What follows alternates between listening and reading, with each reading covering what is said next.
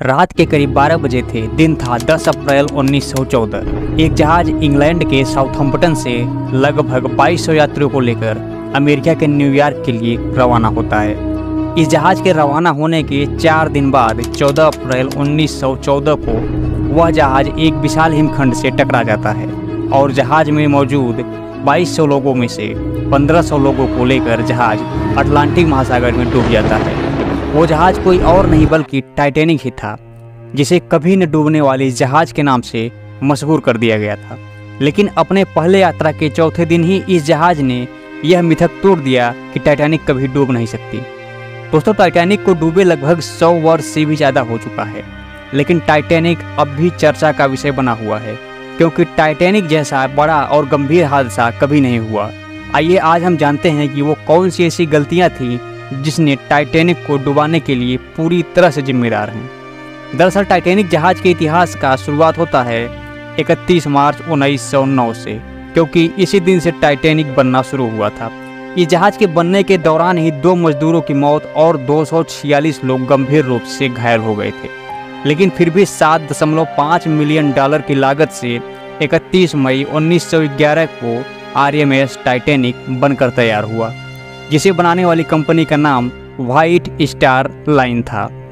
यह जहाज उस वक्त की सबसे लग्जरियस और बड़ी जहाज थी, जिसकी लंबाई 263 मीटर और ऊंचाई 53 मीटर था, जिसमें कुल 3300 लोग सवार हो सकते थे।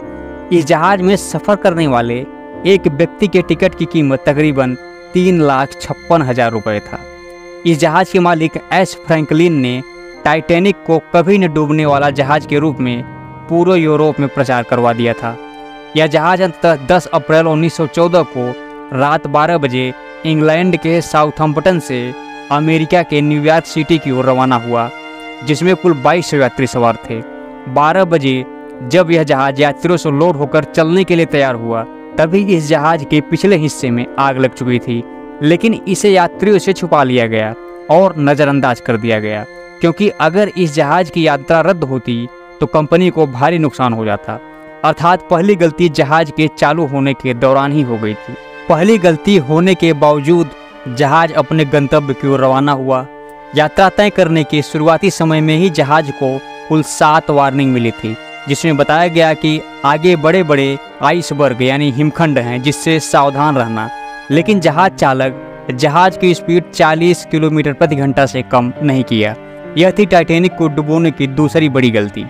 लेकिन फिर भी जैसे तैसे 3 से 4 आइसबर्ग को क्रॉस करते हुए टाइटैनिक आगे बढ़ा और जहाज के सबसे आगे 2 लोगों को रास्ता देखने के लिए खड़ा किया गया था। लेकिन अंधेरी रात और 2 डिग्री सेंटीग्रेड तापमान होने के कारण आगे कुछ भी दिखाई नहीं दे रहा था। जहाज अपने टॉप स्पीड में चल रही थी कि तभी आगे पहाड़ जैसा हिमखंड दिखाई दिया।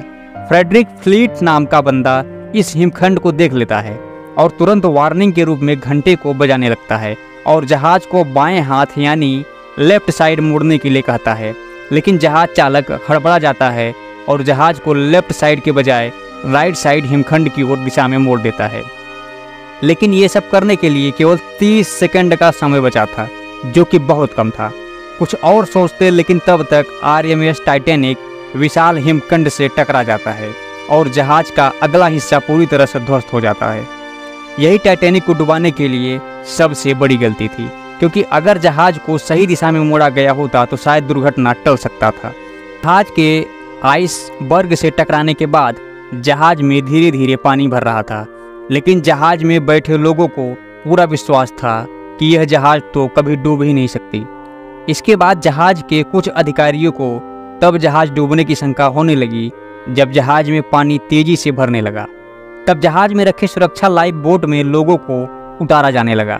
लेकिन एक और सबसे बड़ी गलती लाइफ बोट को लेकर भी थी, क्योंकि RMS टाइटन जैसे विशाल जहाज में सुरक्षा के लिए 40 लाइफ बोट को रखा जाना था, लेकिन जहाज डूब ही नहीं सकती इस धारणा के कारण केवल 20 लाइफ बोट ही रखा गया था। एक लाइफ बोट में तकरीबन 65 लोग सवार हो सकते थे। लेकिन जब एक लाइफ बोट नीचे उतारी गई तो उसमें केवल 28 यात्री ही नीचे उतरे। बाकी के यात्री इसलिए नहीं उतरे क्योंकि उन्हें विश्वास दिलाया गया था कि टाइटन कभी डूब ही नहीं सकती। इस विश्वास के चलते बाकी यात्री जहाज में ही बैठे रहे लेकिन कुछ समय बाद जब जहाज में आवश्यकता से अधिक पानी भर गया तो जहाज धीरे धीरे डूबने लगी और तब बाकी बचे लाइफ बोट में उतरने के लिए यात्रियों में अफरा तफरी मच गई। लेकिन जैसे तैसे 20 लाइफ बोट में करीब 700 से ज़्यादा लोगों को उतार दिया गया।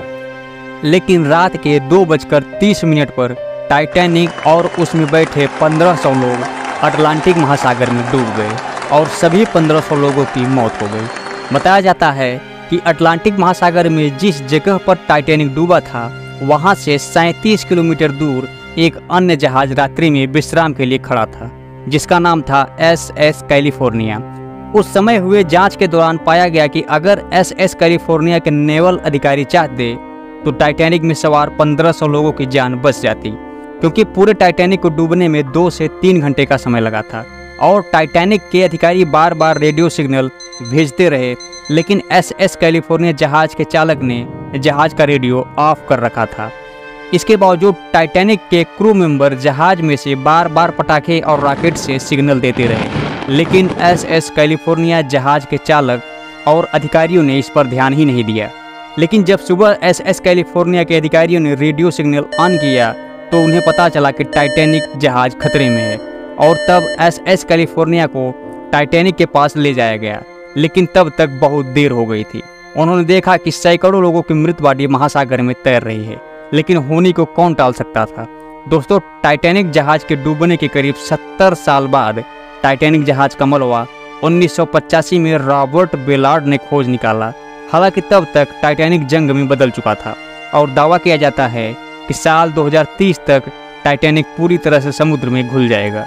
उम्मीद है कि आप सबको टाइटैनिक को डूबने की वजह समझ में आ गई होगी।